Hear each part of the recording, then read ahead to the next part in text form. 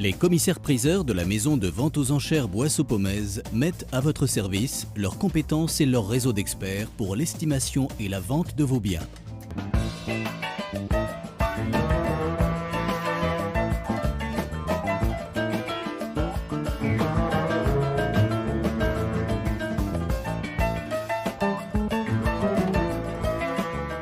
Bonjour à tous, bonjour Léonard. Bonjour Sandra. Alors qu'allons-nous découvrir comme pièce d'art aujourd'hui? Alors aujourd'hui Sandra, on va parler de cette sculpture d'art contemporain de l'artiste française. Il s'agit de Laurence Jenkel, qui est une artiste française qui est née en 1965. Cette artiste s'est spécialisée dans la réalisation de sculptures de bonbons de taille monumentale, comme notre exemple que nous avons ici sous les yeux. Et elle le réalise en quelle matière?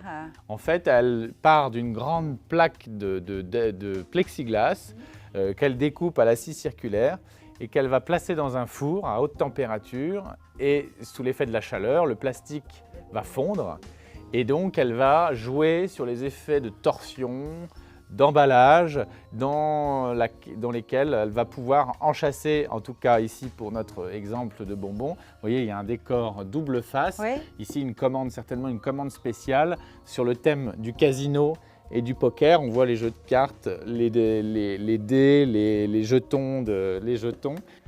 Alors donc on a ici une pièce unique, puisqu'ici vous voyez la signature de l'artiste, Jenkel. Donc il n'y a qu'un seul exemplaire de cette sculpture, on l'a face à nous. Pour la petite histoire, le client qui a acheté cette pièce en 2012 avait l'opportunité d'acheter soit cette version poker, soit une autre version pour Roland Garros qui enchâssait des raquettes de tennis. Et cette version des raquettes de tennis a été achetée par Albert de Monaco. Et donc, c'est pour dire que les œuvres de Jenkel sont collectionnées par...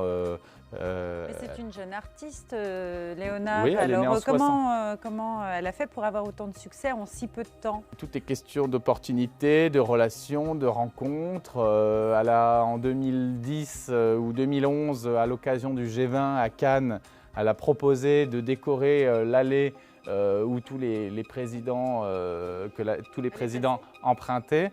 Elle avait proposé de décorer tous les bonbons des drapeaux de toutes les nations du G20. On sait pourquoi elle réalise des bonbons?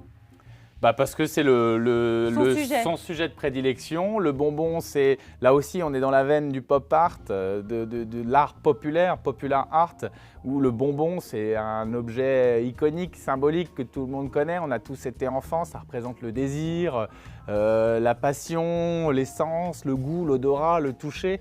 Donc c'est son sujet de prédilection, pour rendre donc des sculptures assez amusantes, assez frivoles.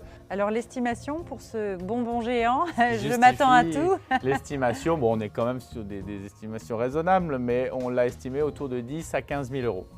Très bien Léonard. Belle vente à vous Léonard et à très bientôt. Merci, à bientôt. Au revoir.